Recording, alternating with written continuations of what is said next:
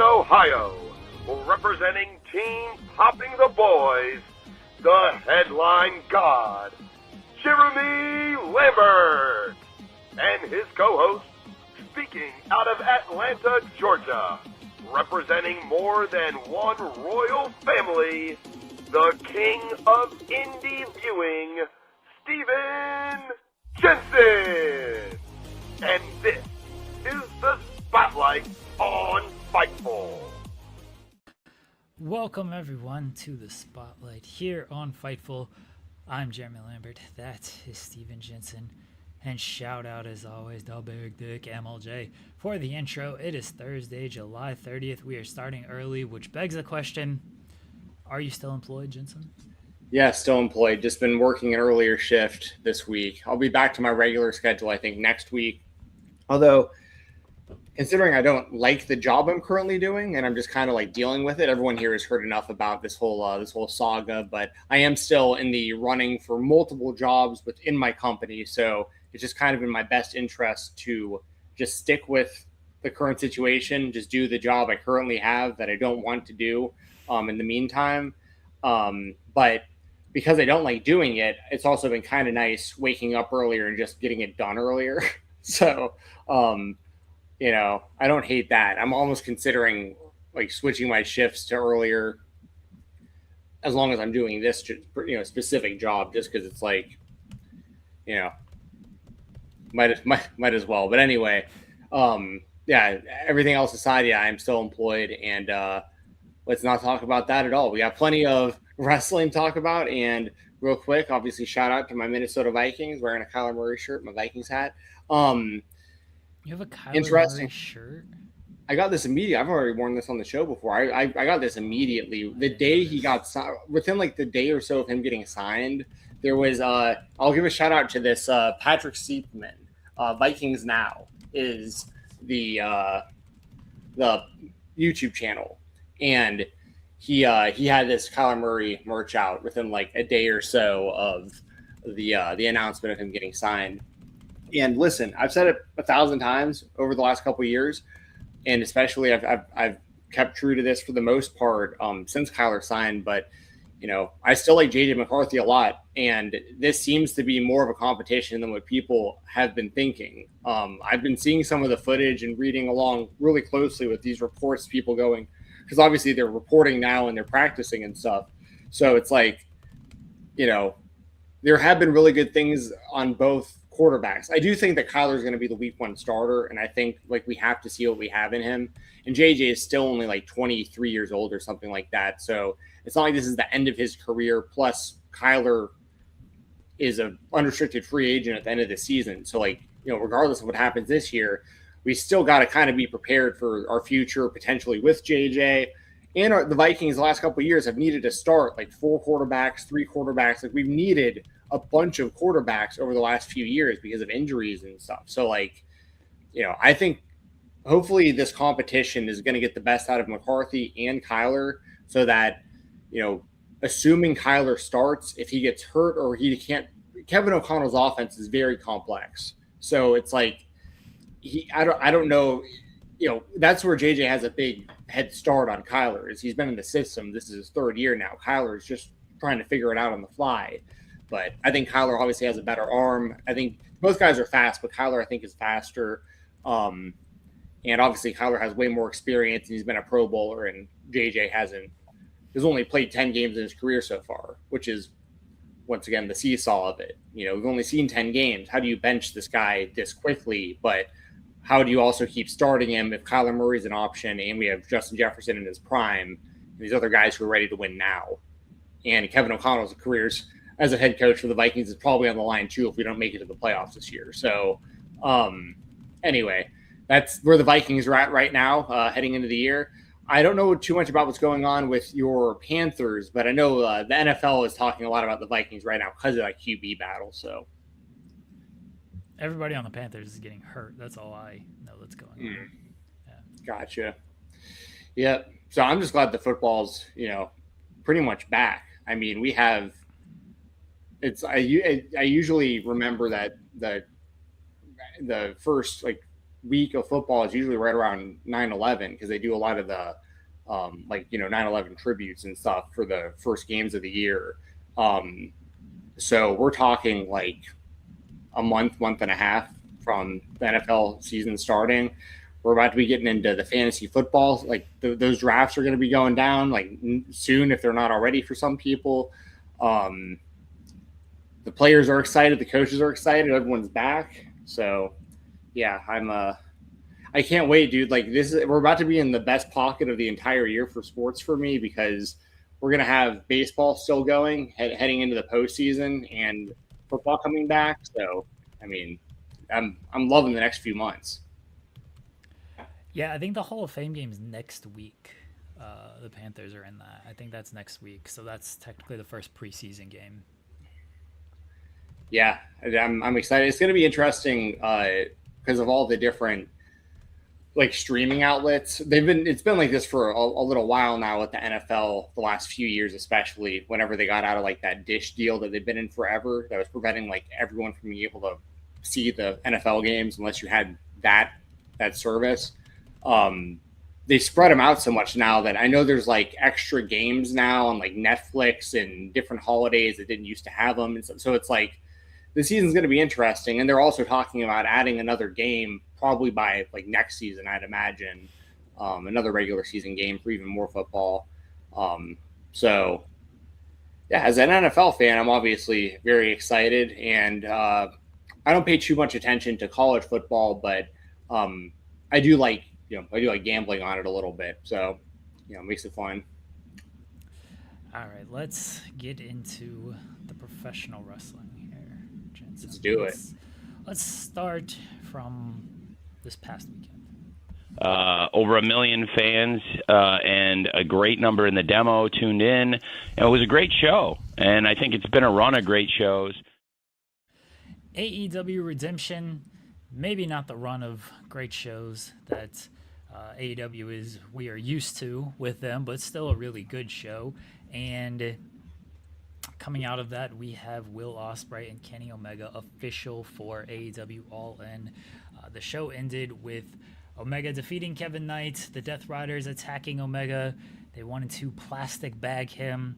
Ospreay did not want to do that. He ripped up the bag, but then Kenny hit the One-Winged Angel on him. And then on Dynamite last night, Kenny explained his actions, saying that Ospreay was going to do it, and he saw that he was going to do it, so he got him first, and he was offended that for their conversation a few weeks ago where Ospreay said that he had given up on himself, and he then bitch slapped Ospreay.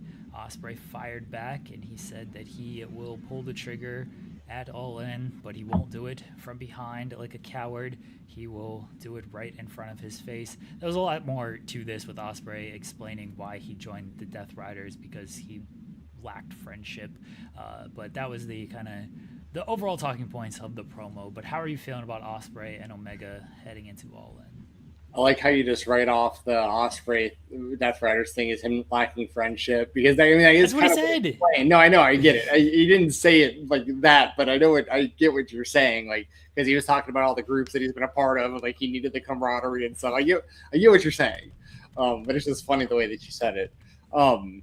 Yes, I loved all of this, and I mean, I think it's very smart considering, like, obviously Ospreay should be the, he's going to be the babyface regardless, at Wembley for All In. So you might as well lean more into Kenny being a heel. Like, he's not like a full-on heel, I feel like, but like for the purpose of this specific story, Kenny is.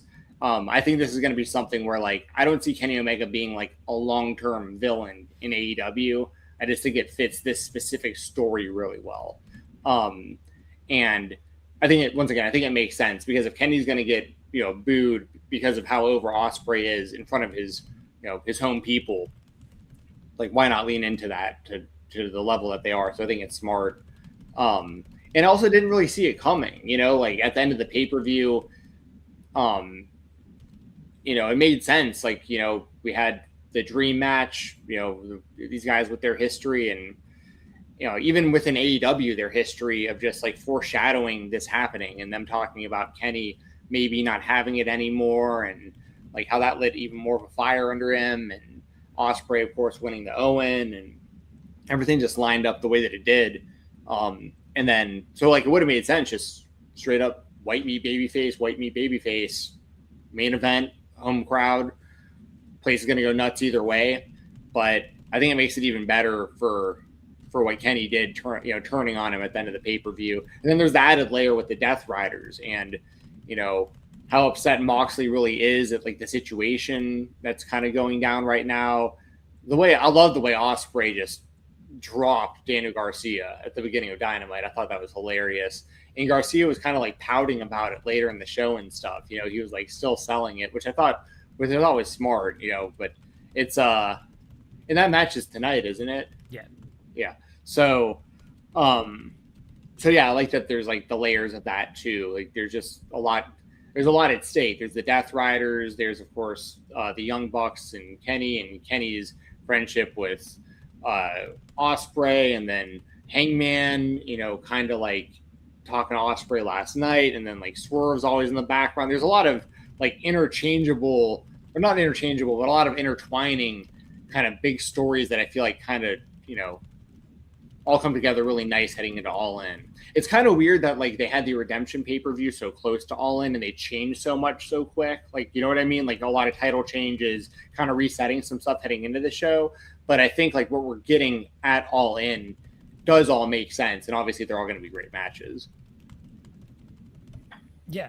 And with Ospreay and Omega, it makes sense to heel Omega going into this, because I think Kenny's still going to get a huge reaction from that crowd, but obviously like they're going to all be behind Will.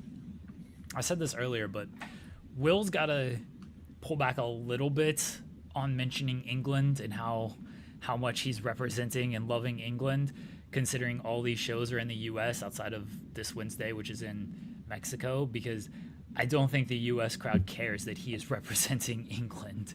Like it'll still be great when he goes to England and they will be behind him, but you don't exactly like want to get him booed when leading up to the show, and then you don't want to get him booed coming out of the show when they're back in America and everybody's like, well, great, you were just representing England. You're not here for us. Like you still want him to maintain babyface in America. If that's the plan, maybe they just want to be Bret Hart, and it's like, well, when we go to England once a year, that's when you'll get cheered. Otherwise, yeah, you are going to be the heel for all of this stuff. Yeah, I mean, I wouldn't mind that at all. It's just obviously he could play either role, like good guy, villain, whatever. Like, but I think he's best suited, at least for now, as a good guy. Just especially because of, the way that he wrestles. It's not that it's hard to be a heel doing that. I mean, Ricochet does it. There's people who do it. But I just feel like, by the way, I really liked Ospreay's promo last night. I thought it was really well done. I thought everything between him and Kenny, both of them, was some of the best, like, just dynamite promo work that I've seen in a while from both guys. Like, I thought that they did a really good job hyping this up even more. So yeah, but I think it'd be kind of cool if Ospreay was a heel. I don't think it's gone that far, but I get what you're saying. Like if he just kept, basically just reiterating over and over whenever he had the chance that he did it for England, and like just to the point where it's almost obnoxious in the States. But when he goes back to England, he's obviously, a hero. So I think it'd be interesting. I don't think that's what they're going for, but it would be interesting. I think they'll pull back a little bit, and it's not like he's getting booed with the comments. The crowd just, when he was talking about the England stuff, just didn't react to it at all. The Detroit crowd, which was hot all night, it was a great crowd. But yeah, when he was mentioning the England stuff, they're like, okay, this does not interest us. Your soccer talk and England talk when the World Cup was 2 weeks ago at this point. But otherwise, yeah, great segment. And now that I guess it's over, what are your thoughts on the Will Ospreay and Death Rider saga? It kind of feels like, so this is kind of layered because I've also been kind of talking about that whole death ground submission that he's started to implement and how kind of cheesy it is. Not the idea of an armbar, an armbar and is a very legitimate move in mixed martial arts. It's a tried and true submission hold. Nothing against it at all, but I'd like to know, somebody out there, Tony probably has a stat. How many times has he actually won with that submission hold the entire time he's been doing it? I feel like he did it maybe once or twice successfully. And then since then it never actually works or is the finish. So I don't know why he even really added it. I get it was because he's training with the Death Riders now and they're teaching him MMA and stuff. But I feel like there was no need to even add that move. But anyway, so there's that, and the actual story itself. I like the story. I'm still honestly I'm interested still to see how this all continues to play out. I feel like Will becoming an official member and then leaving feels like it happened really fast. He's been obviously it was 2 weeks. He's been associated with the group for months, but he officially joined just a couple weeks ago. So that seemed a little strange how abrupt that all was, but storyline wise, it does make sense. So at least they're making sense of everything, and they have to do this all by All In, and I'm sure that they also have a very specific timeline of when they want to do Will Ospreay versus Jon Moxley, whether it's right before the pay-per-view or he's going to be his first title challenge. I think that's he wins. Yeah, I think that's the all-out match. Yeah, you're probably right. So, I get it. I think this all, I thought it was a kind of a random story when it started, where it was why would Will Ospreay join these guys? But they've explained it. I don't necessarily say it's the most 100% logical thing, but we're still talking about professional wrestling at the end of the day. Would I ever want to befriend somebody who broke my neck intentionally like that? Of course not. I would never trust that person or want to be associated with that person ever.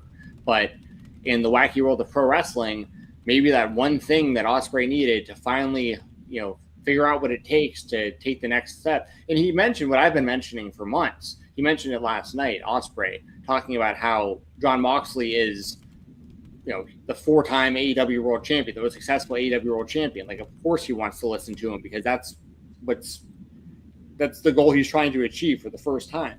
So once again, it all makes sense. It's just the timeline is just a little wonky. But at the end of the day, too, we've been talking about the Death Riders for years at this point, thinking that this was going to end so many times. And now I think the Death Riders is probably the most interesting it's been the entire time. And they're more on the show now than they've ever been. They were in half the segments last night. I think it made some sense. I think there were definitely some plot holes in there, mainly just him joining in the first place, and then his explanation of I did it because I wanted the camaraderie and friendship, and the training was good and everything. And yeah, okay, Moxley is a 4-time champion, and so you can learn from him, but you left because the terrorists did terroristic things. You didn't know that was going to happen. You thought they were a completely different group. You couldn't find other people to be friends with, and him saying they were there for me and you weren't Kenny, and Kenny rightfully pointing out I was there, you were kind of an asshole. Yeah, Will was kind of the asshole there, acting like Kenny had lost a step when Kenny hadn't. He could have just been friends with Kenny and they could have trained together going into Kenny's match against MJF, and then going into the Owen, and then now All In. So there was definitely some plot holes throughout the thing, and it kind of felt like a little bit of a waste at the end of the day. I mean, did it help Will overall? He felt sort of cold throughout it. Moxley felt like the bigger star. Moxley felt like the bigger threat during that whole thing. I mean, look at Redemption. Will's coming out to Moxley's music. He's coming out to Death Rider stuff. He didn't give it his own entrance at Redemption. Moxley felt like he was the guy going into All In to challenge for the title, not Will Ospreay. So I don't know if it like benefited Will from a real perception point either. I agree with that, with the perception point, but I think the obvious, like, the intent was the story of this is the one thing that was going to help him get over the hump to, you know, whatever he was missing, he was going to get from this group, which I get. Also, let's not forget, you know, he was also courted by the Ops, and that was a thing. Yeah, and I'm just bringing that up because if he just wanted friendship and camaraderie, there were other people who wanted to be his friends. Yeah, that's true. But the Ops, I don't know, have they been seen or heard from since Samoa Joe left? They're on ROH. That's about it. They're on ROH. I mean, I know Hook's done some GCW and stuff, but no shade to ROH though. Shout out to our boy Jack Jameson, doing big work there, doing big work with 1FW as well. Yeah. But yeah. Yeah, they're just on ROH. But you're right that the Ops were trying to be his friend. So he had friends, or he had people who wanted to be his friend. He was the one that opted to go with the group that tried to murder him, and all said and done. And like training with Moxley, okay, again, makes sense. I get that. But now, a month from the event, you're not training with him. And you trained with him for a couple of months. Like, did you really learn everything you were going to learn in 2 months from Jon Moxley?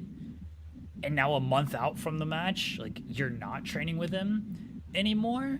So, okay, I want to learn from the guy who's a 4-time champion, but I only want to learn for him 2 months and then stop learning from him a month before the biggest match of my life. It doesn't feel like you're going to get the most out of that.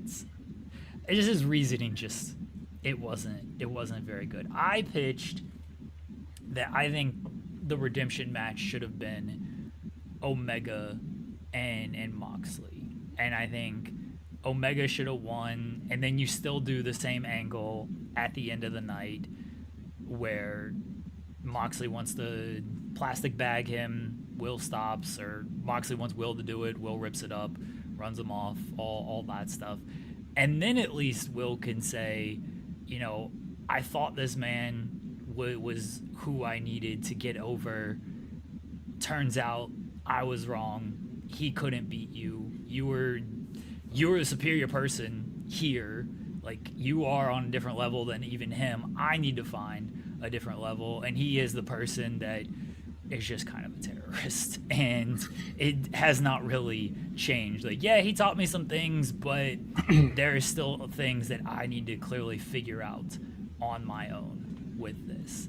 I thought that would have at least been a more logical explanation of things, but obviously they didn't do that. Yeah, no, I'm with you.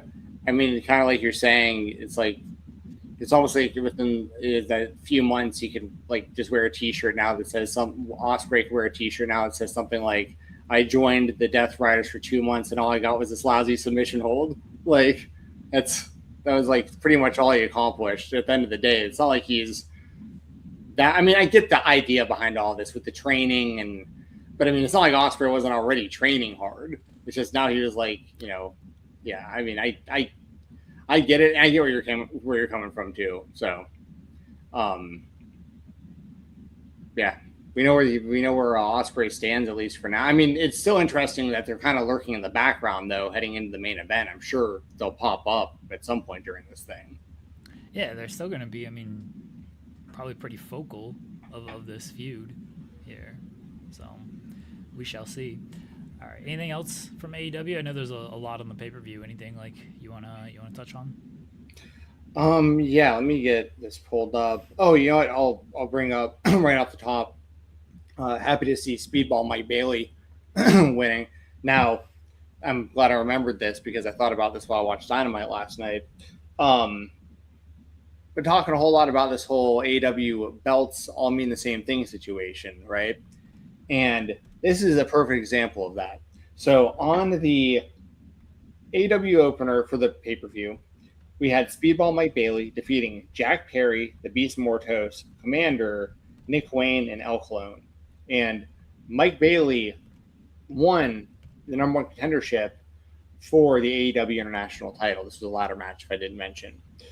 Great match. And Speedball was super over in front of his hometown. It was great. As a Speedball fan, I'm very happy for him. I think him versus Kyle Fletcher is going to be an absolute banger. They've had bangers in the past. This is going to be, this will probably be the best of their matches.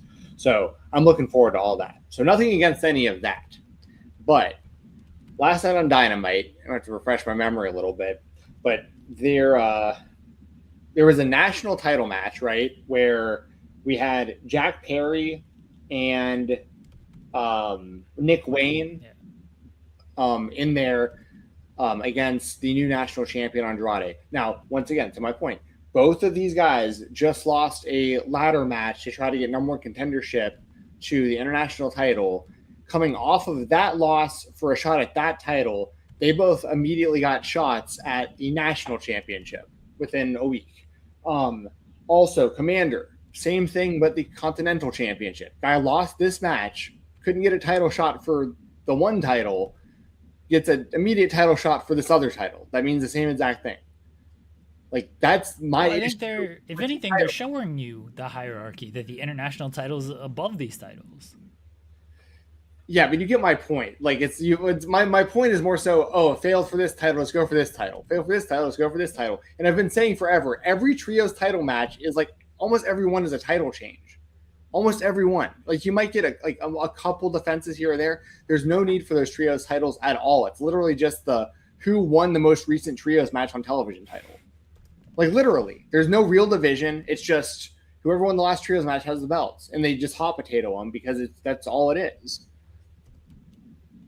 I like that the Demand has the titles and Blake Christian is 1/6 of the Trios champion, so you will not get me to bury the Trios titles here. It's not like I dislike those guys. I just, it didn't surprise me at all that there was a title change with those belts because, like I said, literally every Trios match is a Trios title match pretty much. Anyway, congratulations to Speedball, but I think everyone gets my point about the lost the one title opportunity, got an immediate title shot for a different title.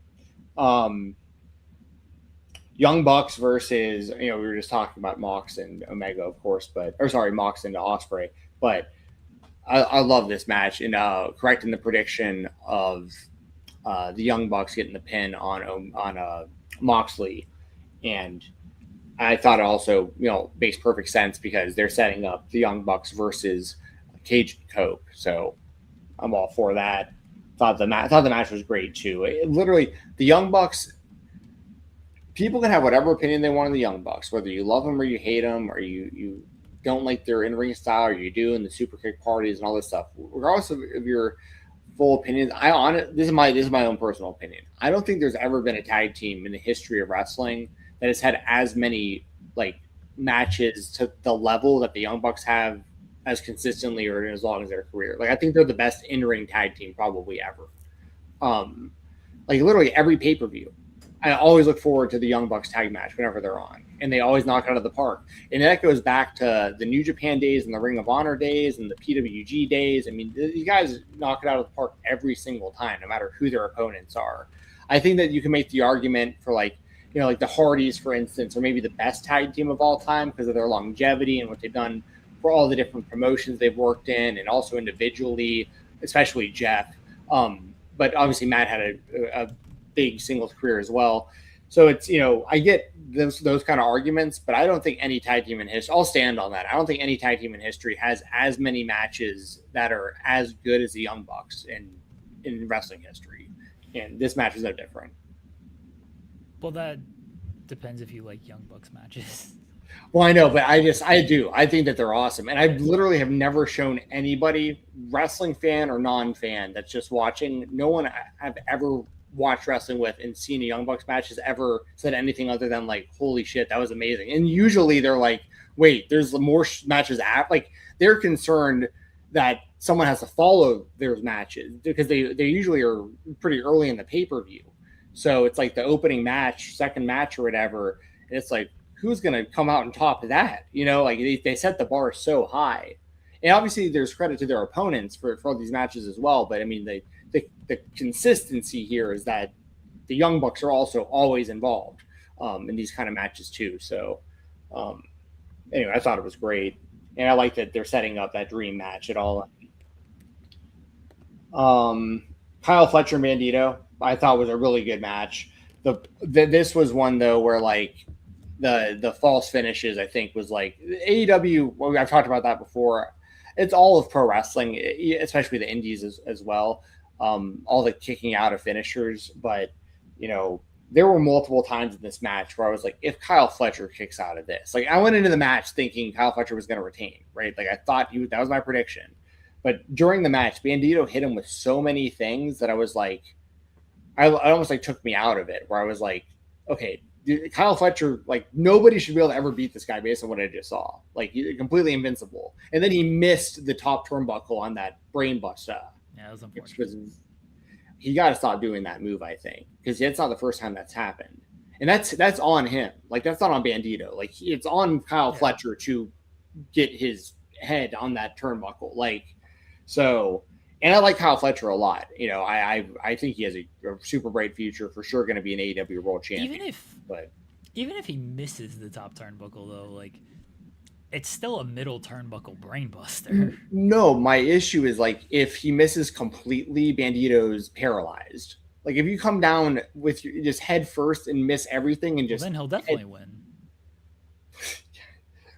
I can't argue that, Jeremy. That's kayfabe. But I think everybody listening and watching understands my point. I think that move is awesome. I wish Sami Zayn used it like, you know, more. He's only whipped it out in the WWE maybe like once or twice, I want to say. Because he did it to Gunther, didn't he, to win the IC title, I think. Yeah. But he's very rarely used it. And I'm not saying he should do it on a regular basis. That's where I think things like super finishers like that are a good thing. You know, a move you only see once a year, once every couple, you know, a couple times a year or whatever. Save it for the big pay-per-views. But anyway, the match was awesome. It's just Kyle Fletcher kicked out everything. I actually didn't feel Kyle Fletcher kicked out of everything. Like maybe he did, but it didn't annoy me to a point of other ones that have definitely annoyed me in the past. So I was actually okay with this because he didn't kick out of the 21 plex. He blocked it. If anything, he did kick out of the dragon suplex 21 plex, but he blocked the other versions of it. No, he did hit it though. Eventually, he hit like a nice, like a big German suplex with it. I thought he hit the dragon. He did hit him with it. He did also, dude. That's what I'm saying. Like, he hit him with everything. He hit him with the moonsault and battery off the top. He hit him. I mean, he hit him with everything. He hit him with that X knee thing. He hit him with literally everything. Bandito never wins with any of this stuff. So. No, I know, but I'm saying like that's part of the problem too. He's the ROH World Champion, and he can't like who's gonna pay money to buy ROH pay-per-view to see that guy who can't beat the international champion with literally everything he's got. Well, ROH pay-per-views are now like part of your My AEW subscription and stuff, so nobody's paying money for ROH pay-per-views. They're already baked into all your subscription services. Okay, well, regardless, and it's not just this match, and it's not just Kyle, and maybe I was just focusing on this for whatever reason on that night specifically, but you know, we've talked about this with other wrestlers, and like I said, this also happens in WWE. Like, don't get me wrong, especially on pay-per-view, they're kicking out of finishers all the time. The indies, it's almost every match, honestly. I mean, so I'm not singling out Kyle Fletcher like for any specific reason, but it was between that and like missing that brain buster at the end and stuff, and it just there was something about it where I just felt like I needed to say something today. But you know, and also that weird crown, that rose crown thing you wore last night was kind of weird. I will say that too. That's the last thing I'm going to say to any level of roasting, because now it's sounding like I'm a hater, and I'm not. I'm actually a big fan of his. So anyways, outside of that, I don't want to spend too much time on all this because obviously it was a long pay-per-view. Congratulations to Maya World. I thought that was cool. You know, she's been on a great run, and I predicted that she would win the championship, so the TBS championship. The what do you think about the Jericho Ciampa match? That was the best match on the show. Are you being serious? Yeah. Okay. I liked Did you it. not like it? No, I liked it a lot. I'm a big, Okay. I'm a big Jericho guy. I'm happy to hear this. No, I think that Ciampa is. I mean, this is easily the best run he's ever had in his career, unless you want to compare it to like his NXT run or whatever, which is very different. But yeah, I think this wound up being great for both guys. I appreciate when Jericho comes out wearing the Three Ninjas masks too. I think that's really the Painmaker thing kills me. It kills me. Yeah. He's so like he loves that so much. Like he just loves that character, and it's hilarious to me like how much just like thought and pizzazz he's put into that whole thing. And it doesn't look great, and it looks very like silly and almost kind of just cheap. It's like, oh, let's just paint my face and do a couple. Like Ciampa made fun of it on TV. He's like, oh, look at me, look, I'm Painmaker. And it's like, yeah, it's really hokey, but Jericho absolutely thinks this is like the greatest thing ever, and that's why it rules to me. But no, I legitimately did love this match. Like, it was my brand of bullshit. The best comparison I can make, and I actually made it to my friends when I was watching the match. If y'all are familiar with the Always Sunny episode of The Dayman, where they do the play, and where Mac puts in the cat eyes and like people are laughing at him, but he's going for gasps. Like he thinks he looks like intimidating, but everyone's laughing at him because of how silly he looks. That's the Painmaker. Like Jericho's going for gasps, but everyone's kind of like laughing, But hey, the match was great, and I do think it's funny how not funny. I think it's interesting how even the commentary team seems to always forget that Jericho and Nick Gage happened on AEW TV, because they always talk about like these Jericho matches. Like he's never done something like this, like to this level. I'm always like, y'all lost the Domino sponsorship because of the pizza cutter. Like that match was crazy on Dynamite when Nick Gage randomly came in to like help MJF. The hockey puck stuff was good. I see Louville in the chat as always. Good to see everyone in the chat. By the way, I didn't mention that, but continue to let me know how you felt about the shows and give your feedback. If you have any super chats, I'll make sure to put it on the screen too. Jericho having the thumbtacks like in his forehead was pretty gnarly. So yeah, no, I thought the match was great. I thought it was great for both guys, and Jericho ultimately got the win with the Judas with the pad, or did he kick out of that? No, he used the drill and Ciampa tapped. Oh, that was it. I knew there was something that I was forgetting. Yeah, he hit him with the Judas. He kicked out. He hit him with the Judas with the thumbtacks, kicked out, and then wasn't really sure. We're just kind of assuming that Ciampa like verbally submitted or kind of had to like call it off. Yeah. He's gonna die. Yeah, I mean that's fair. I like I said, I'm coming off of less than a month ago, the world witnessed the infamous Drildo in GCW, and it was very reminiscent of that. So you can't be messing around.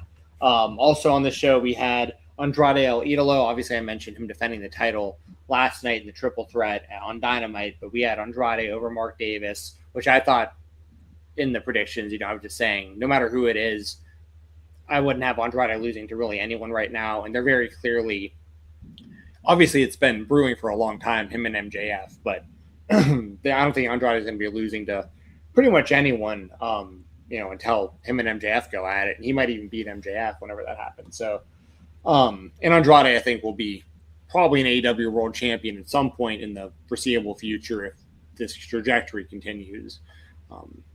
So we had that. Oh, congratulations, of course, to Willow. Very cool to see her win the AEW Women's World Championship. And she cut a great promo. Her and Mercedes both, the promo last night at Dynamite, I thought was really good. That was almost my spotlight. I barely went with Ospreay and Omega just because how much that's been building. But a very close second for my official spotlight for today was going to be Willow and Willow winning the championship, and then also Willow and Mercedes. But yeah, good for her. And I think that's the right move, doing Willow and Mercedes. The only thing that kind of sucks is that I feel like Mercedes is probably going to win the title from Willow at All In, so kind of a short reign for Willow. But they also have the kind of history, and AEW remembers wrestlers' histories to where, win or lose, they can have rematches down the line and people will be into it and stuff. So do you think that Mercedes beats Willow, even though Willow just won the title? I think so, but I could also see Willow winning and the story continuing to be that like Mercedes just can't beat this person. And, Mercedes losing back-to-back years All In after winning back-to-back years in the Owen, I can understand why people might be upset at that, but there's a story there of like, all right, what is she really winning when she wins the Owen? Even though she is great, we know she's great. She's legitimately, in my opinion, the best women's wrestler in the world. Granted, I don't watch a ton of Stardom and Tokyo Joshi Pro, so maybe I should just say United States. But she's the best women's wrestler in the world to me.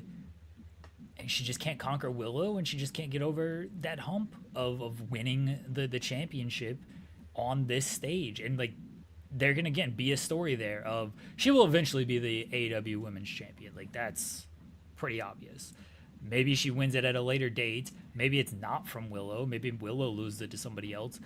And then you kind of have a ready-made feud of, hey, we're going to do Mercedes and Willow, and can Mercedes defend her title against this person? So I could see them going that route as well.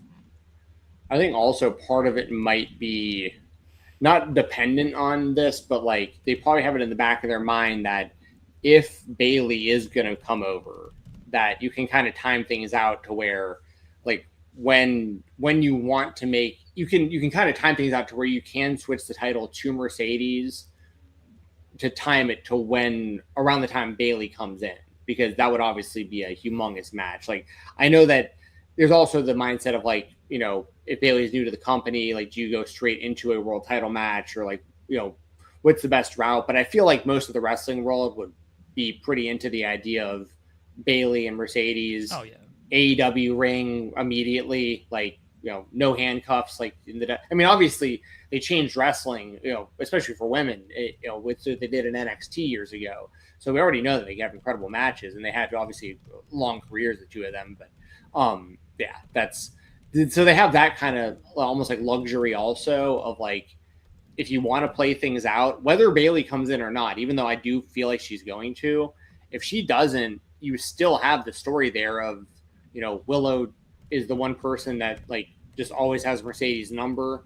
And yeah, at any point you could have Mercedes finally get the win over Willow, and then immediately Bayley shows up, or, have some sort of quick transitional champion or maybe even Bayley comes in and wins the title right away, and like Mercedes has to beat Bayley for it eventually. Like, who knows? Like, that could drive Mercedes nuts. Like, Bayley comes in and immediately wins this title that like Mercedes couldn't win this whole time. She's won all these other belts all these years, and Bayley just comes in and like immediately wins the women's title. I think that's kind of an interesting idea. So that's kind of where I'm at with it. Yeah, there's definitely ways to go about that, especially if Bayley comes in. That's going to add even more to it. But even if Bayley doesn't come in, like, there's still ways to go about things. Yeah, for sure. And by the way, I've been a big fan of Willow's for a long time. She has one of my favorite AEW action figures, actually. I know it's kind of random, but I like the AEW Jazzwares figures a lot, and I own most of them. And it's her first action figure, and it's really, I don't know, it's like prominently displayed she got a good spot in my collection. I think it's really nice action figure, and she's someone I'm happy for her. She seems like a genuinely good person. She has her wrestling character also, I think, is like a really good. She's like a good role model, I think. Like, which I always say that about Cody, and we're going to talk about Cody and like whether or not like should he turn heel or not. We're going to get into that, but I feel like kids in wrestling, like kids that are wrestling fans, a big part of this is like needing heroes, like people you can look up to And I feel like Willow is just like a really good example of that for AEW. So I'm happy to see her in the position that she's in. She's a fantastic in-ring wrestler. And yeah, I'd be totally fine with her retaining over Mercedes and her having a long run with the AEW Women's title as far as I'm concerned, because I'm a fan of hers. Anything else from AEW? That's pretty much it, because we've already touched on Omega. Good match with Kevin Knight. But Kevin still, once again, don't want to get into all that, but lost the world title, still got the TNT title, so it's just who cares, right? Let's go to WWE. I need to finish the story. In the WWE, the story never finishes. SummerSlam is this weekend, and my only question to you, Jensen, is what match is closing night 2 and is the true headlining match of the show?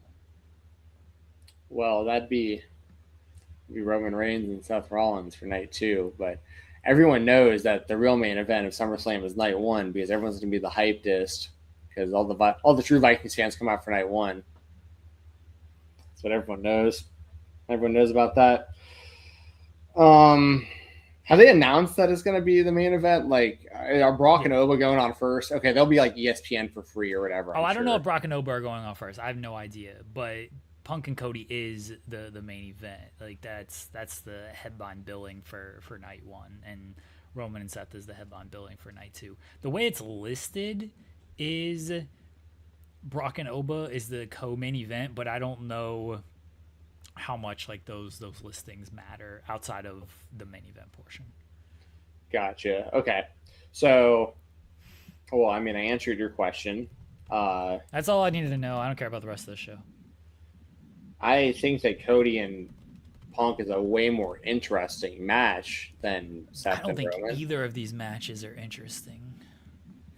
I think that's fair, though. I think there's a lot of, I mean, I don't completely agree, because I am so heavily invested in both Punk and Cody, obviously for totally different reasons, but like, I think it should be an interesting match, but what they've done so far on television has not made me interested in it. Like, if you just tell me I'm getting Cody Rhodes versus CM Punk and it's kind of the first time ever, at least the first time ever where they're at this stage, like, I should be very interested. Like, oh yeah, this is going to be extremely great. Like, why wouldn't I'd be excited for this?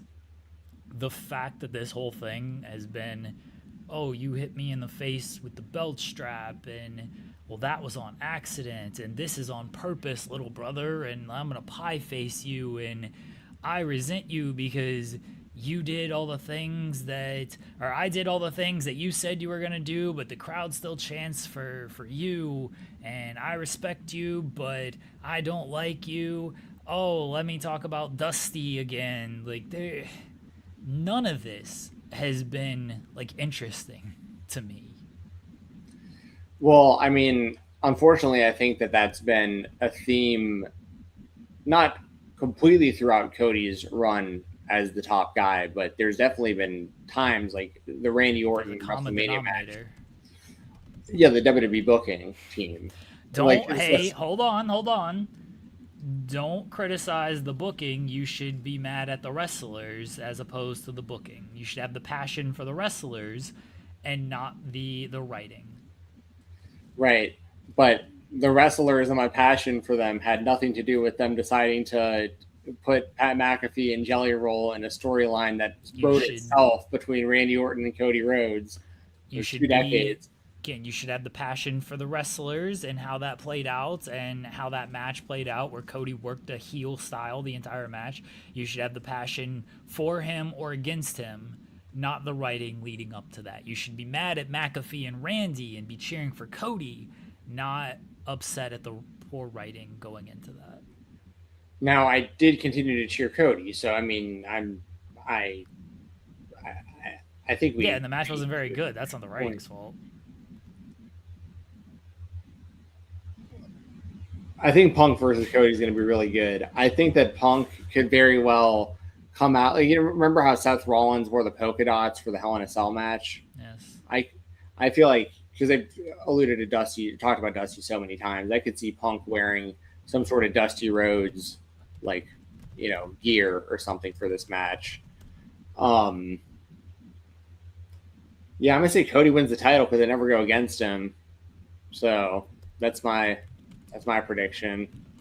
Right there in US Bank Stadium, Justin Jefferson will probably be there. It'd be so sick if Cody Rhodes won the title and did the gritty with Justin Jefferson. That'd be like peak. I don't need Cody Rhodes in all his whiteness to do the gritty. I'm sorry. Raheem with the gritty is what everyone needs. Okay. No. Cody is honorary Viking. Cody is an honorary Viking. And Cody wants to try out for the team. I'm all for it. He wants to be QB1. We got a quarterback competition going on right now.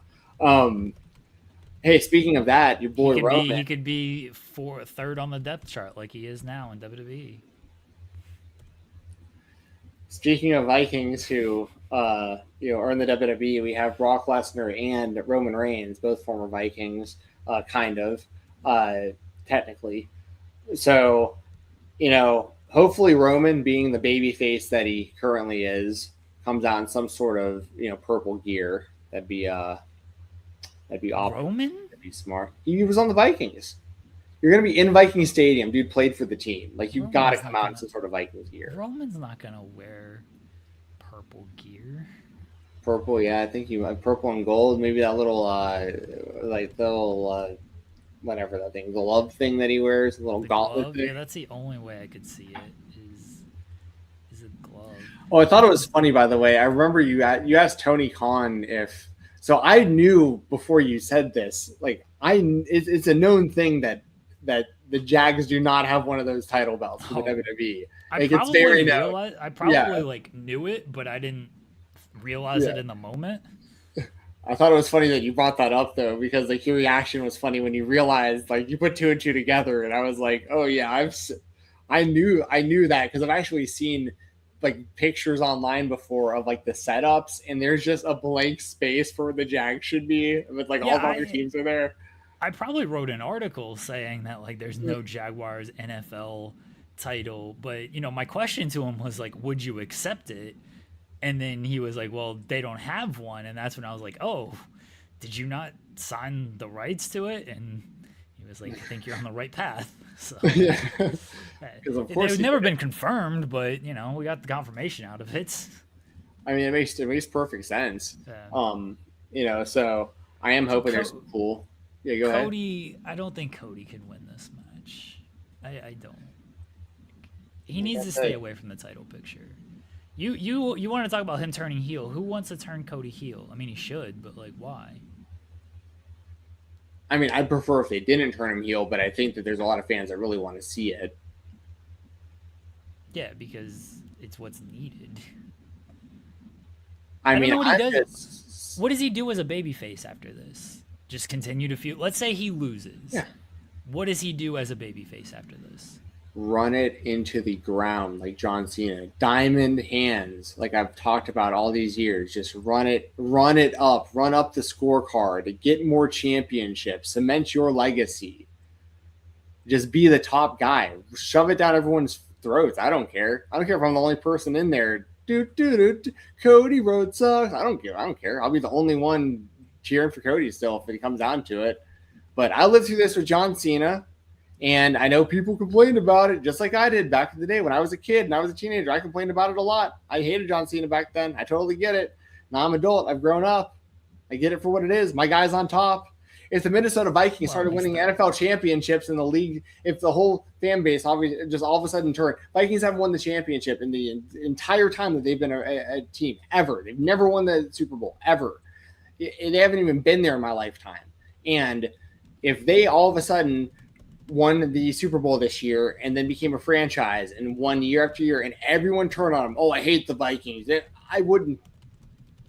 be me living the dream. Like, that's, as a fan, what I've been wanting my whole life. So that's Cody in the WWE. So that's, run it, jam it down everyone's throats. Wrestling is scripted. Them to be fighting words, Jeremy. If you were talking to Harley Race right now, he would be not happy you just said that. Yeah, y'all obviously get the point that I'm making. Like, my guy's on top. Like, of course, dude, there's so many issues I have with like the WWE itself in like so many ways. And, we get into that sometimes, but like, there's a lot of things I really dislike about the company. And I rarely watch Raw from start to finish. I almost never tune into SmackDown outside of whatever Cody's doing. I hardly ever pay attention to NXT anymore, although we are going to talk about Grayson Waller today. I did see that. So when it comes to WWE product, like, I watch all the PLEs and I thoroughly enjoy them because I'm not getting burned out on the show 3 times a week, every week, like most of the fan base is, seeing the same stuff over and over. So I go into it pretty much fresh each month, and my guy's on top. So,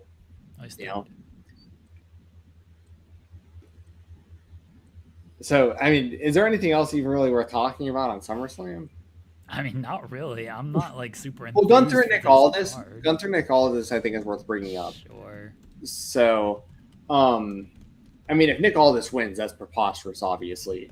But this is the same writing team that I saw on Unreal a couple years ago. Yeah, I'm just saying, I remember that writing team pitching Pat McAfee to win over Gunther not that long ago. So, I could see it. It would just be very strange to position Nick Aldis in his first ever WWE match. Yeah. Yeah. I'm gonna ride for Nick Aldis now. Let Nick Aldis win. Diamond hands. Just let the narrative be that, like, he's better than Cena, AJ Styles, and Goldberg combined. Why not? Because he was the NWA World Heavyweight Champion for a long time. He's younger than all those guys, so it's not like that was pretty mind blowing. I saw that Rollins thing where he realized he was older than Nick Aldis. Yeah. Honestly, let Nick Aldis go out there and win these matches. He's like the same age as Gunther. I think maybe he's a year older. But it's not like Nick Aldis is like this old, washed guy. He's younger than everybody in the main event, in the 2 main events, right? Is he younger than Roman? I think Roman's younger than... No, Roman's past 40. Seth is past 40. Punk is definitely past 40. Cody's past 40, right? Cody's probably right at 40. You should know.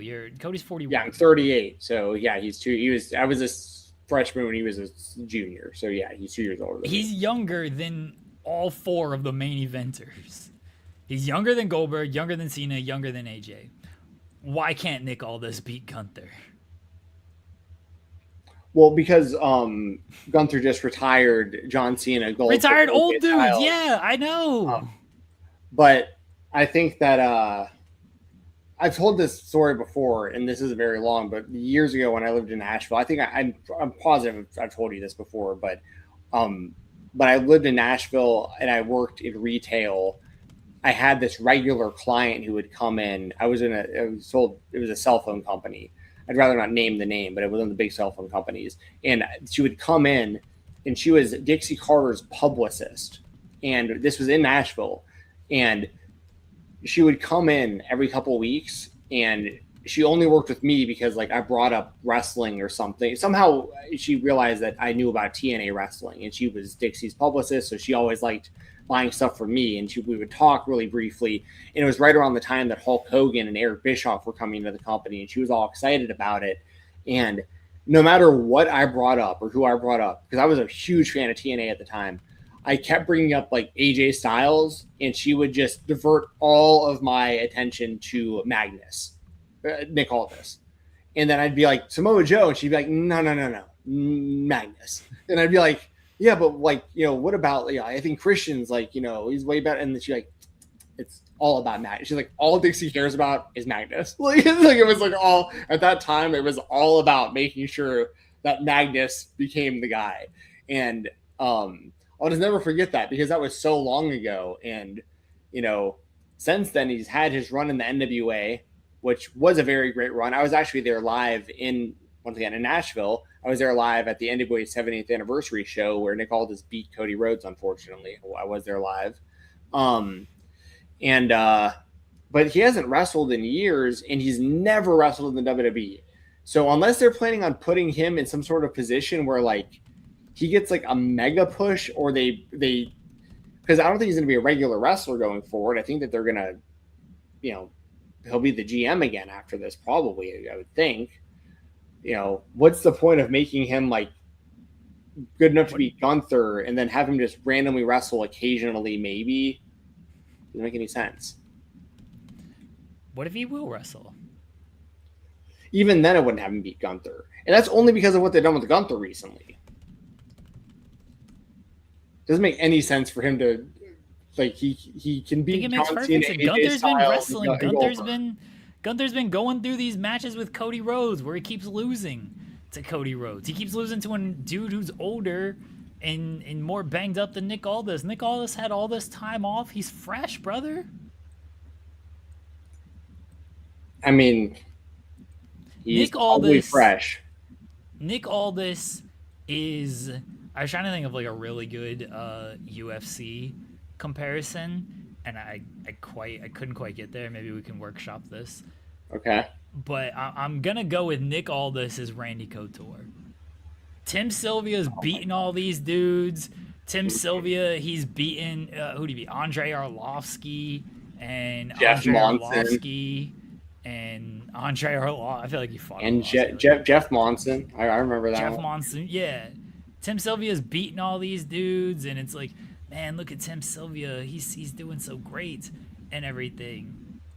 And then he faced Randy Couture, who was fresh. He might have been a little bit older, but he was better than all these dudes who Tim Sylvia was beating, and he smoked Tim Sylvia. Yeah. I don't fully love that comparison because Couture was like older, like much older than a Tim Sylvia. And I don't love comparing John Cena and AJ Styles to Jeff Monson and Andre Arlovsky. Dude, but it probably isn't that far off, though. Like, it's not like Randy Couture was in his 50s. He would have been, like, in his 40s. Yeah, he's in, like, his 40s, yeah. How old's Aldis? Aldis is 39. That is kind of wild that, like, we're 1 year younger than that guy. He seems so much older than us. Not like he looks old, but he's just very like refined. I don't know what the right word is. I think like once again, Rollins was surprised when he realized he was younger than him, or that Rollins was older than Aldis. Y'all know what I mean?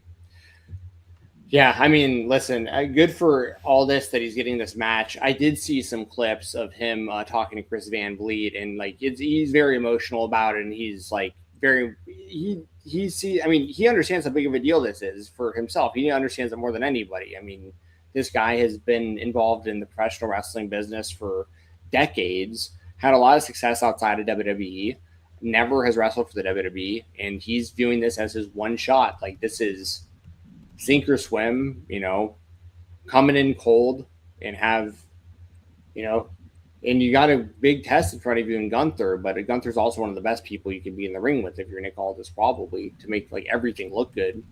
So, I'm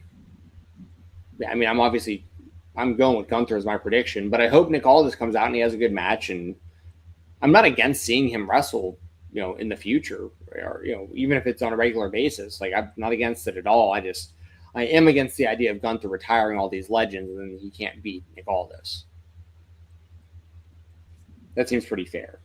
Outside of that, we got, Brock Lesnar's beating Obafemi. I'm sorry, everybody. I think everyone's going to, this is, once again, talk about the Vikings. Brock Lesnar, famously Minnesota Viking, and maybe he'll come out in his number 69 Vikings jersey. That'd be pretty cool.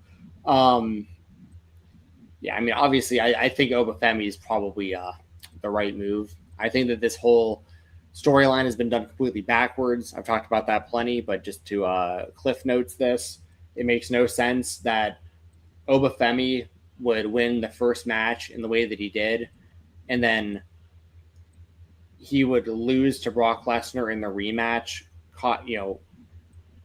causing him to want to give up his title shot to wrestle Brock again, even though he's already beat him. And I don't know why Brock is still going at, like, Brock just won, but he kept attacking Oba. Like, he wouldn't let it go, even though he won the most recent match. So this has been booked totally backwards. They should have had Brock win the first one, Oba wins the second one, then the rubber match is what we're going to see at Hell in a Cell. That would have made way more sense storyline wise. But we're at where we're at. I think it'll be fun for the time it lasts. I don't expect this to be very long. I think it'll be a lot of finisher spam and throwing people into the cage and stuff. And I think obviously this is all setting up Oba Femi to get the win, but to be completely honest, you like the trolls and the chaos and stuff. I think that if Brock won, especially if he was dominant, I think that would be just really funny to see the reaction of the internet wrestling community.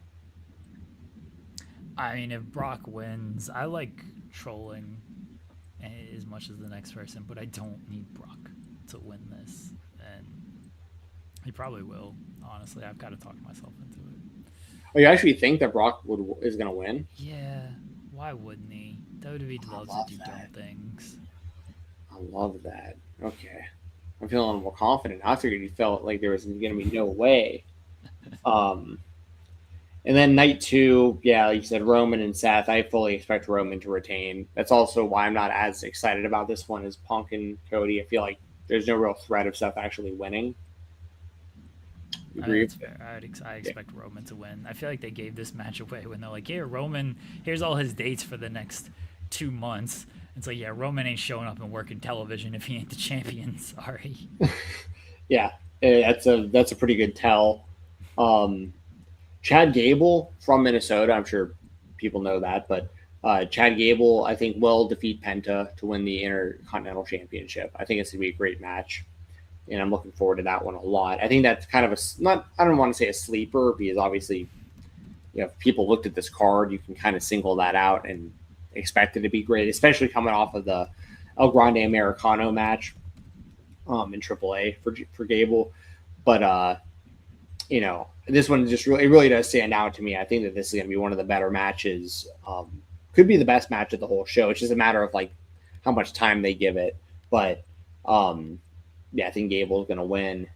I think Tiffany Stratton's not going to win. She's going to be like one of the few hometown people, I think, that actually won't win. I don't think she's going to win the interim WWE Women's Championship. I'm not really sure who's going to take that match. There's obviously a lot of options there. I just feel like it's so obvious to go with Tiffany. Oh, yeah. I mean, you can never really go wrong with picking Charlotte. Because I'm trying to think of, like, Tiffany's already the women's U.S. champion. So she doesn't really need this, and she probably wasn't going to even be in this match in the first place. It's just Rhea got injured, and so they decided they needed something for Tiffany, and so they're like, well, let's do this women's ladder match.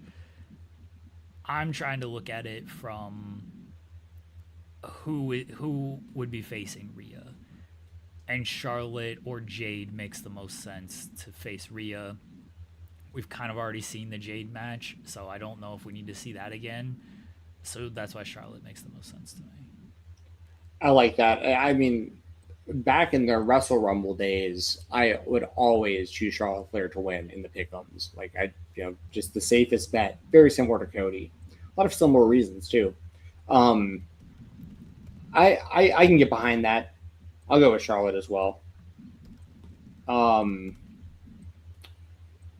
Mysterio and Danhausen. Oh, dude, we're not going to get into all that, but I did see the Ryan Garcia, Danhausen, Joe Hendry thing. I mean, that was so cringe. I mean, I knew that WWE was going to be walking a fine line here with the overexposure of Danhausen. Like, when he started popping up on every show, Raw, SmackDown, NXT, and now also ESPN constantly. Obviously, I think it's very cool the mainstream attention he's gotten, especially with the Knicks championship run and stuff. I'm very happy for Donovan Danhausen, the person. But I also think that people could turn on this very quickly, especially if you continue to do stuff like what they did on Monday, just because it was just super cringe. And a lot of that also was on, I mean, the whole song and dance thing was cringe to begin with, but then I don't think any WWE fans care about Ryan Garcia. They probably don't really know who he is anyways.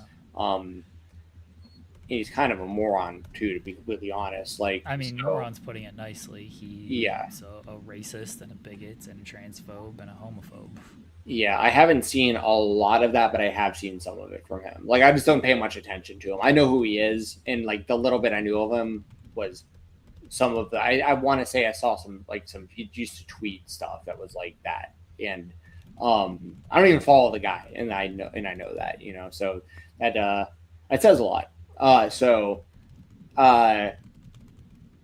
Yeah, that's unfortunate. That goes hand in hand with like a lot of the issues I have with the WWE itself. It's just I'm very conflicted because my guy's on top. It's like I'm a Cody fan, like, and he represents the company, so it's like that's why I'm always very torn in these kind of conversations, because I think the WWE is stupid to go into business with Ryan Garcia, because I don't think he helps the company at all. And that segment was terrible, and it made everyone look bad. But it also, a lot was on like just the idea of doing that segment. Like, even if Ryan Garcia wasn't involved, that was a cringe segment. You know what I mean? So It's like, don't ruin Danhausen, but I feel like they're walking a fine line. Have they still not revealed who like the Frankenstein monster is that Danhausen's been cloning, or like? I think they just forget about that. It's not that they forgot about it. I don't think it was ever like they were cloning a Frankenstein monster, because like the reveal was just a bunch of like mini Hausens. That was. And he's had like that full size thing, like a body next to it, hasn't he? This whole time. I don't think so. Oh, it was Cat. I do remember he did that. Yeah, he put a cat in there and he cloned it, and that became Karl Anthony Towns. But like when he stepped into it and then stepped out, like it was the mini Hausens. So I think that's all it was. And so like the cloning, everyone thought it was gonna clone like a bigger version of him, and like a Frankenstein monster, and instead it just cloned like multiple like mini versions of him. Okay, because I thought that, I could be wrong on the timeline here, but I thought that it was like the mini Hausens happened, and then a lot of the rumors started about like Baron Corbin coming back as Danhausen's. Well, the mini Hausens happened at his debut. They were all part of his. Or no, those weren't minis. Those were like just. Those were women. Yeah, those were the women. The dancers. So no, the mini Hausens happened after, because everyone thought the mini Hausens were going to be, or everyone thought Baron Corbin was going to be his partner for Backlash, because Backlash he faced Kit Wilson and The Miz, and that's when the clone was revealed as the mini Hausen. So the timeline is that people thought it was going to be Corbin, but it was the mini Hausens. Gotcha.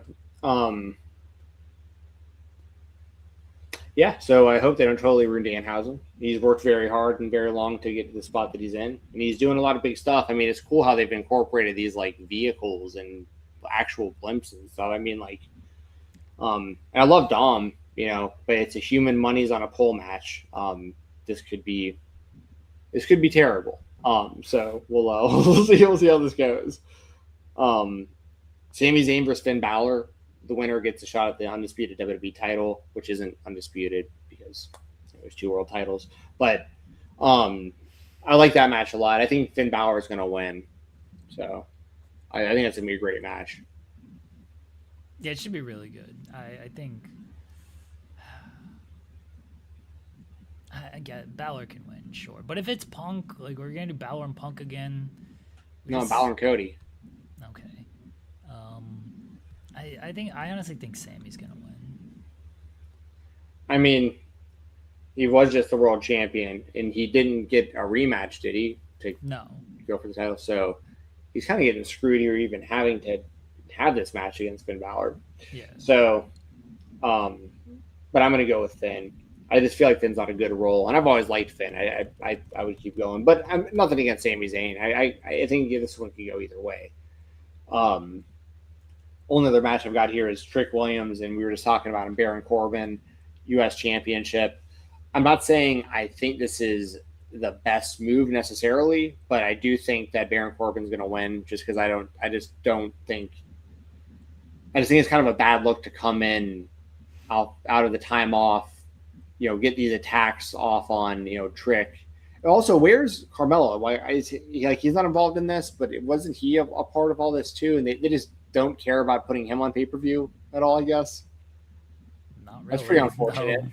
No. Like, because Carmelo was like, I mean, he's still very good, but he was pretty, like, he was very over, especially the time that he like joined SmackDown, and I feel like they never really stopped. They just stopped, like, and I'm not saying like it all just went to Trick, but I feel like you could have like both guys could be in these spots.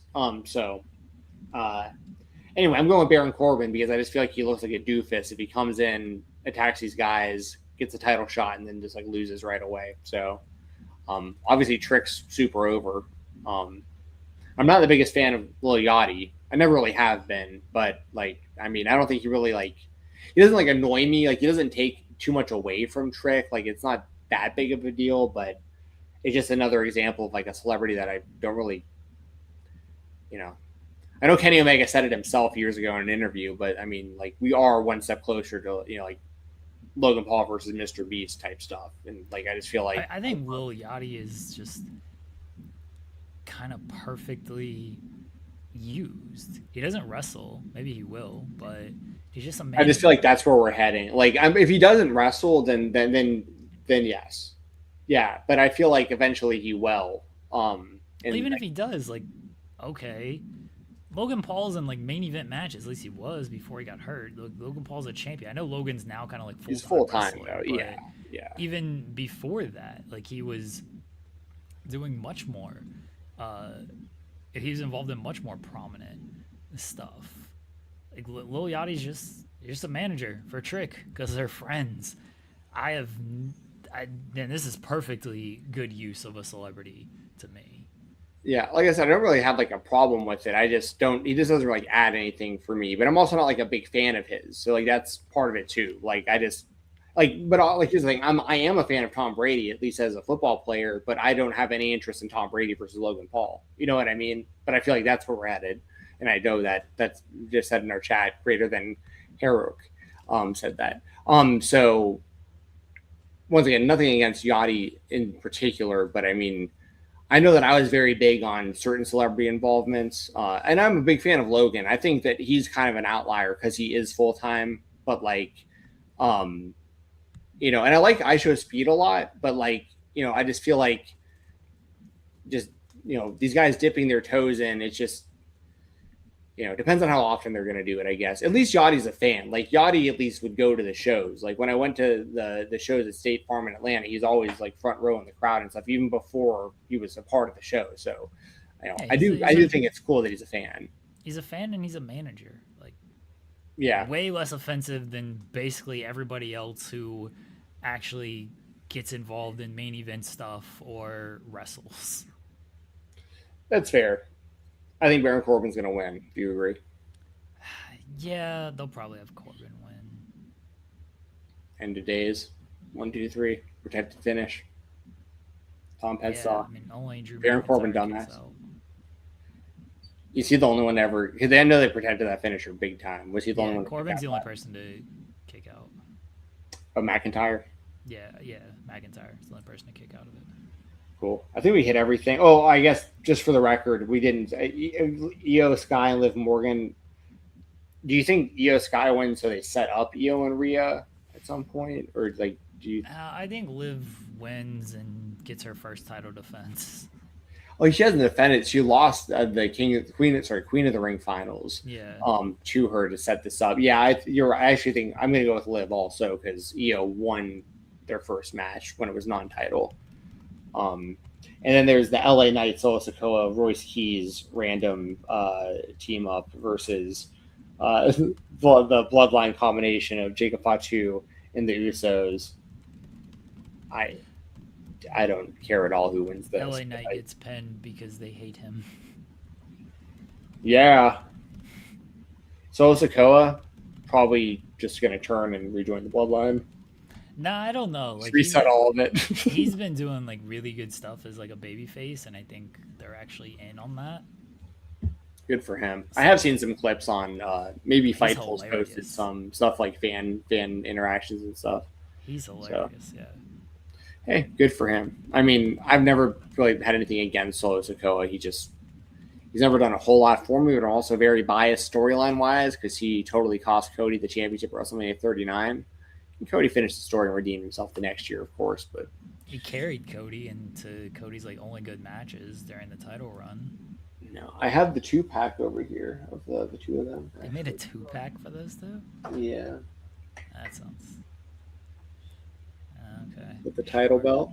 With yeah, the I mean, Cody I was at Rhodes. that SummerSlam where they main evented, so yeah. Yeah.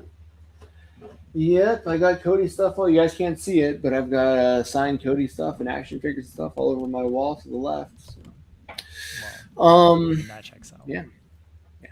Obviously behind me, more Cody stuff. Yeah. Anyway, what's next? Let's go. Let's do indies and let's end on other. I'm gonna give a big motherfucking shout out. Joseph Sawyer is back on the independent scene. He returned at Revolver, and then he also wrestled. He reunited with the former Dexter Loomis and wrestled. I think it was ALW that he wrestled. Him and Sam Shaw competed for ALW. At Revolver, he beat Rich Swann. You're seeing a lot of these people who have now their 90 days are up. Again, Sam Shaw, the former Loomis. Nikki Cross was back. She returned at OTT. She'll be wrestling Progress. Zoe Stark, Zoe Serrano, she wrestled at Rev Pro over the weekend. So a lot of these names who were released in April are now going to be popping back up on the independent scene. But I know you want to talk about Sawyer in particular. Yes. Actually, I'll answer this just because it popped up. Sean Gardner asked who he picked in the women's ladder match. He must have joined late. We both picked Charlotte, just for the record. I think, it's interesting because it's going to be really hard for me not to call him Joe Gacy. And I'm assuming what happened was because he was Joe Gacy pre-WWE, they used that name in WWE, and now he probably can't get the trademark back for himself, is my guess.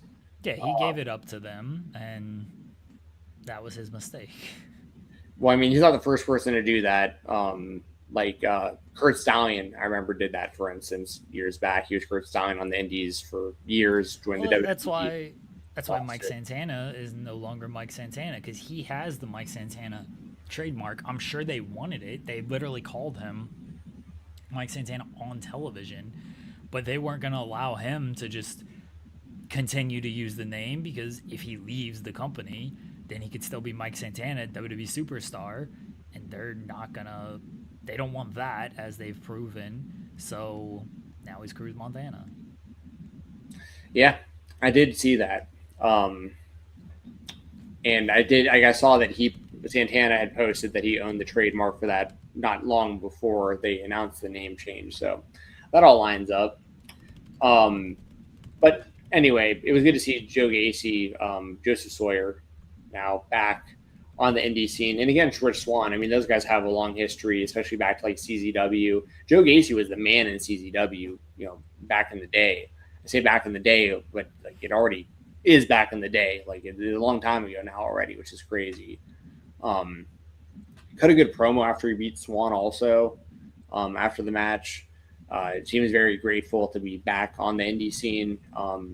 And also the Switchblades were all back together in the same building for the first time in a long time. Him, Sami Callihan, and John Moxley, were a group on the Indies years ago, and we're all together at that Revolver show at the Troubadour in Nashville.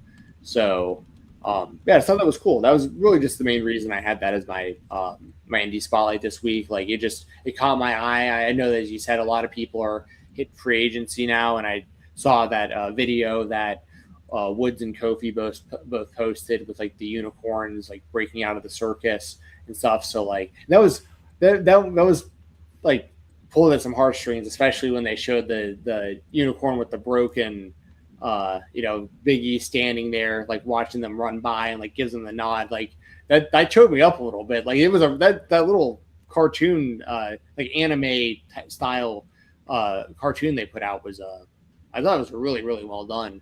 And you got the point across big time. So, But yeah, that said, we're going to see more of that, and I'd imagine we're going to see more Joseph Sawyer all over the indie scene. Like I'd imagine, I have no idea what his relationship. Oh, sorry, go ahead. Go ahead. No, I was just going to say, I was just saying, I don't know what his relationship is with like these indie promoters, but I mean, it feels like a no-brainer he'd pop up in GCW soon if that has. Oh, he already is. Like Okay. They've been doing QR codes during Atticus Kogar's entrances, and the QR codes will lead to like Joseph Sawyer stuff. So Sick. Yeah. That makes perfect sense. I'm a little bit behind on that, so that does not surprise me at all. Yeah, he's gonna have a good run. His WWE run was very strange. Like his initial run in NXT, like that first character, I thought was really good, but it was like very similar to Bray Wyatt, which once again like isn't like a bad thing, but it just I feel like it was a little too close. And then obviously he wound up being repackaged as a member of the Wyatts. So, and then that just never really, outside of a few moments, especially like their debut, obviously none of them are there anymore. It's it is what it is. But I think that Gacy should have a pretty successful indie run based on his his previous indie run and the relationships he's got, and then there's a lot of matches. Like I said, Rich Swann is a great example. He's wrestled Rich Swann a whole bunch of times, and it's always going to be good. So like there's a lot of guys I'm sure he's looking forward to wrestling that he hasn't gotten to wrestle in a long time, and a lot of guys he's never wrestled before on the indie scene right now that'll make for interesting matches. I think he's got to not try to lean so much into kind of the Bray style. Like, he was kind of a character even before he was in WWE, sort of a kind of a darker character.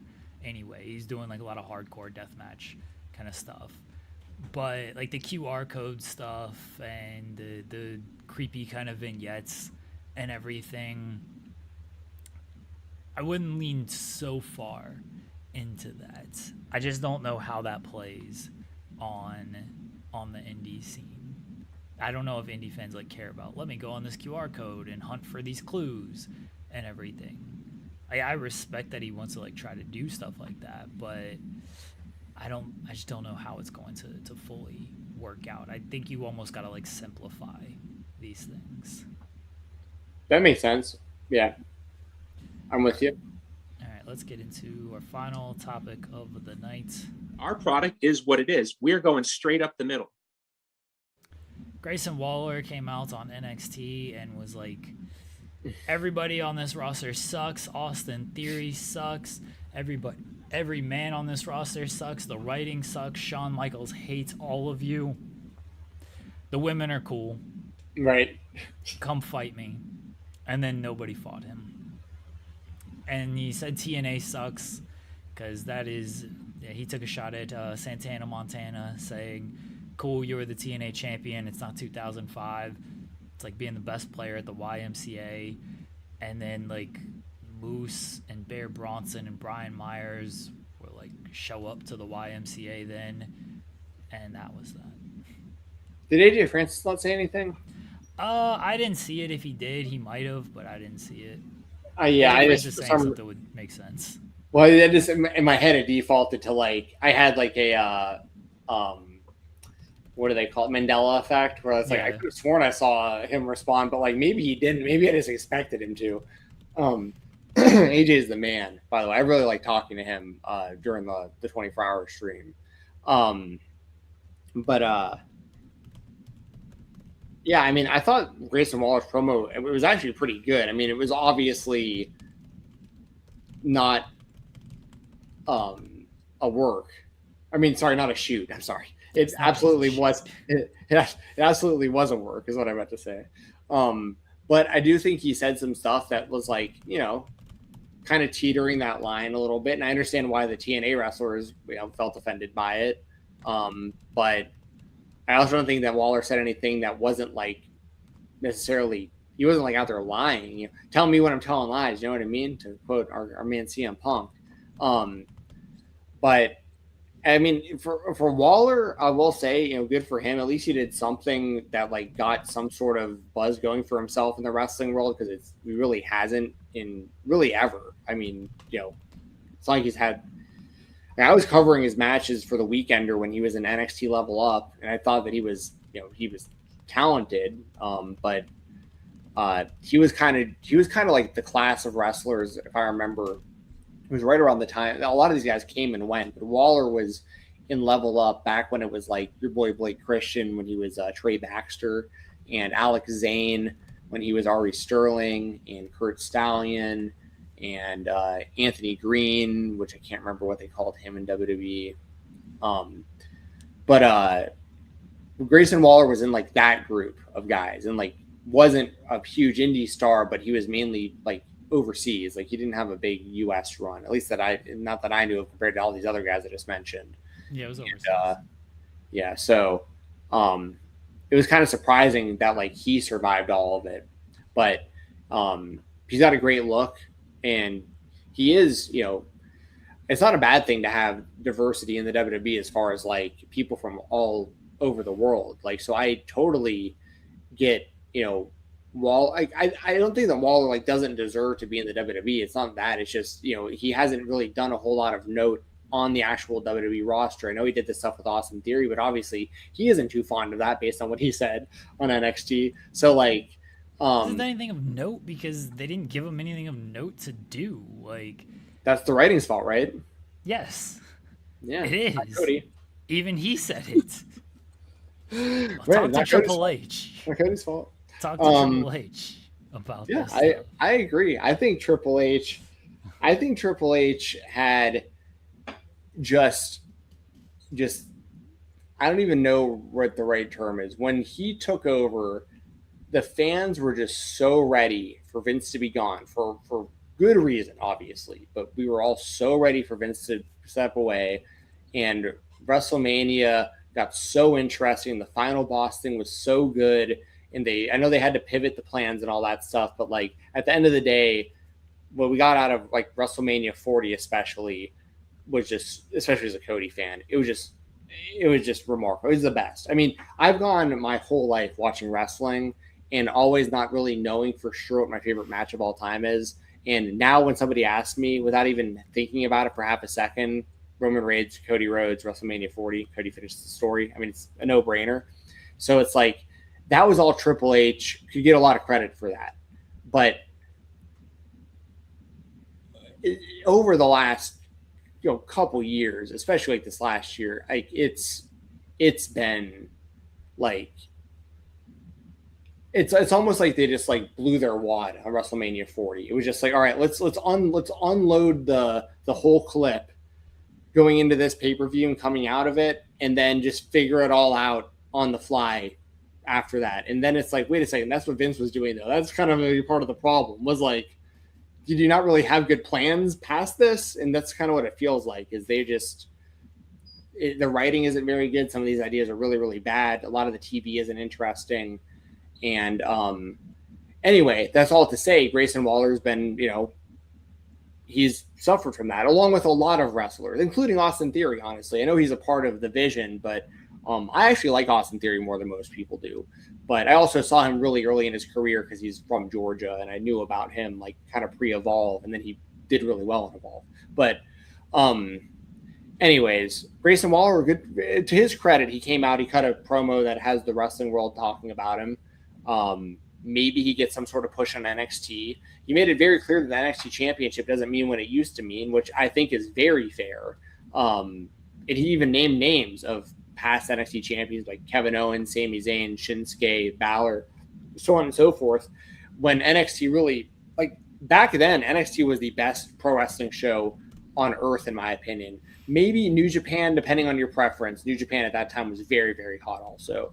But NXT was where it was at for like a handful of years there. And I don't feel that way about it at all. And I know they've gone through rebrands and 2.0 and changing this and changing that. I get all that. But like, what I'd imagine is going to come out of this is Grayson Waller is going to get a big push in NXT. He'll eventually get an NXT championship match. Whether he wins the title or not, I don't know. But I feel like he has just a good, no shade to Tony D, but like if Tony D can be the NXT champion, why couldn't Grayson Waller? You know what I mean? Yeah, I don't know if Waller's going to win. I feel like Heat Wave, which is their next show, which is against All In, is probably going to be Waller, Santana, and Tony D. Maybe Waller wins it there. Like, I hope there is some momentum off of this, because there should be some momentum off of this. Like, he was right about the men's division. The men's division hasn't been good for a little while. Basically since Oba left. Since Oba, Javon, and Trick all got moved up, the men's division took a big hit.